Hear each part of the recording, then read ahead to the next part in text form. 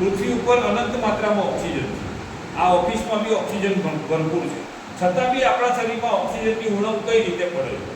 તો કોરોનાની અંદર આપણે જોયું કે લોકો કઈ બીમારીથી મર્યા હતા, કઈ શું તકલીફ પડતી હતી કોરોનાની અંદર? ઓક્સિજન. તો દરેકના ઘરમાં શું લાવતા હતા? પેલું ઓક્સિમીટર લાઈન મૂકતા હતા. આપણે ક્યાંક બહાર જઈને આવ્યા હોય તો તરત જ આપણી આંગળીએ લગાવતા હતા, ચેક કરતા હતા કે મારું ઓક્સિજન લેવલ ડાઉન તો નથી થયું ને? જ્યારે માણસ છેલ્લા એન્ડ ઉપર હોય ત્યારે શું કહેતા હતા કે ભાઈ ઓક્સિજન લેવલ ડાઉન થઈ ગયું, એટલે હવે તો કોઈ ચાન્સીસ છે નહીં. તો એ વખતે બી પૃથ્વી ઉપર ઓક્સિજન ઘણી માત્રામાં હોય, અનંત માત્રામાં, છતાં બી કેમ ઓક્સિજનની કમી પડે? તો એ હું તમને અહીંયા સમજાવી રહ્યો છું કે આપણા શરીરની અંદર આપણે જે ઓક્સિજન લઈએ છીએ એ ક્યાંથી લઈ રહ્યા છીએ? નાકથી ઓક્સિજન લઈએ છીએ. નાકથી જે ઓક્સિજન લેવાય છે એ ક્યાં સંગ્રહિત થાય છે? ફેફસાની અંદર. અને ફેફસાની અંદર જે ઓક્સિજન સંગ્રહિત થાય છે એ આપણા હૃદય સાથે, લોહી સાથે ભળે છે. અને લોહી સાથે ભળે છે તો હૃદય જે રહ્યું, આપણું હાર્ટ જે રહ્યું, એ પ્રતિ મિનિટે 70 થી 72 વખત ધબકે. કેટલી વખત? 70 થી 72 વખત. અને એક ધબકારાની અંદર 55 થી 70 ml લોહીનું પંપિંગ થાય છે. તો જે પંપિંગ થાય છે 1 મિનિટમાં 70 થી 72 વખત ધબકે છે અને એક ધબકારાએ 55 થી 70 ml બ્લડનું પંપિંગ કરે છે આપણું હૃદય. તો જે એક વખત જે પંપિંગ થાય છે અને જે ખાલી જગ્યા વધે છે ત્યાં ફેફસામાંથી ઓક્સિજન આવે છે અને ઓક્સિજન વાળું લોહી પંપિંગ થાય છે. એટલે આવું 1 મિનિટમાં કેટલી વખત થાય? 70 થી 72 વખત. અત્યારે આપણું હાર્ટ પણ 70 થી 72 ધબકારા થતા નથી, બરોબર છે? તો એ જે 70 થી 72 વખત ધબકે છે તો 1 મિનિટની અંદર 4 થી 5 લીટર લોહીનું પંપિંગ કરી રહ્યું છે આપણું હૃદય.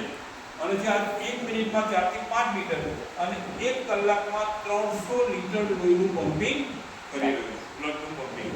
તો આ 300 લીટર જે બ્લડનું પંપિંગ થાય છે તો એ આપણા શરીરના જે 78 અંગો છે આ દરેક અંગો સુધી, અરબો ખરબો કોશિકાઓ સુધી ઓક્સિજન વાળું લોહી પહોંચાડી રહ્યું છે આપણું હૃદય. અને આ 300 લીટર લોહી બ્લડનું પંપિંગ થાય છે તો એ હૃદય ક્યારથી કરી રહ્યું છે? જ્યારથી આપણો જન્મ થયો ત્યારથી આ હૃદય કામ કરી રહ્યું. અને ક્યાં સુધી કરશે? જ્યાં સુધી જીવનો શ્વાસ છે ત્યાં સુધી આ હૃદય કામ કરશે. પણ આપણને કોઈએ કીધું હોય કે હેપી બર્થડે તો આપણે શું કહીએ? થેન્ક યુ કહીએ, બરોબર?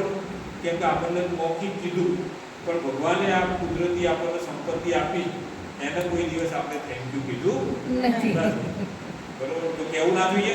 Thank you. કેમ કે દર કલાકે 300 લીટર લોહીનું પંપિંગ કરી રહ્યું છે આપણે. તો 300 લીટર પાણી અહીંયા ચડાવવું હોય આપણે તો એક ડોલ લાવીશું, બીજી ડોલ લાવીશું, ત્રીજી ડોલ લાવીશું, પછી શું થશે? આપણે થાકી જઈશું, આપણી એનર્જી ડાઉન થઈ જશે. તો આપણે શું કરવું પડશે? ત્યાં પાઇપ લગાવી દઈશું, મોટર લગાવી દઈશું. પણ પાઇપ લગાવી દેવાથી, મોટર લગાવી દેવાથી એ પાણી ઉપર ટાંકામાં આવશે, એનો પણ કંઈક એનર્જીની જરૂર પડશે. તો એ કઈ એનર્જી છે? તો ઇલેક્ટ્રિક પાવર. જો ઇલેક્ટ્રિક પાવર પંપને નહીં મળે, મોટરને નહીં મળે તો એ નીચેથી પાણી ઉપર ચડશે નહીં. તો એવી રીતે આપણું હૃદય પણ કામ કરી રહ્યું છે, તો એને પણ કોઈ એનર્જીની જરૂર છે. તો એ એનર્જી કઈ છે? તો પૃથ્વી એક મેગ્નેટિક ગોળો છે અને પૃથ્વીનો જે મેગ્નેટ પાવર છે, તો પૃથ્વીનો જે ચુંબકીય પાવર છે એ આપણા શરીરની અંદર જે લોહી છે, આ લોહીની અંદર હિમોગ્લોબિન છે અને હિમોગ્લોબિનની અંદર આયરન છે. આયરન એટલે લોખંડ, લોહી. દરેકના શરીરની અંદર 4 થી 5 ગ્રામ આયરન છે. એટલે એક સેન્ટિંગની પેલી ખીલ્લી બને ને એટલું લોખંડ આપણા શરીરમાં છે. તો એ જે લોખંડ છે એ પૃથ્વીના મેગ્નેટિક પાવરથી, ચુંબકીય પાવરથી, લોખંડ ચુંબક સાથે શું કરે? આકર્ષાય. તો એ પૃથ્વીનો જે મેગ્નેટિક પાવર છે એનાથી એ આપણા શરીરની અંદર જે આયરન છે, લોખંડ છે, એનાથી એટ્રેક્ટ થાય છે અને એના કારણે આપણા શરીરની અંદર પગની પાણીથી લઈ માથા સુધી શરીરની અંદર લોહીનું સર્ક્યુલેશન અને ઓક્સિજન લેવલ મેન્ટેન રહે છે, બરોબર?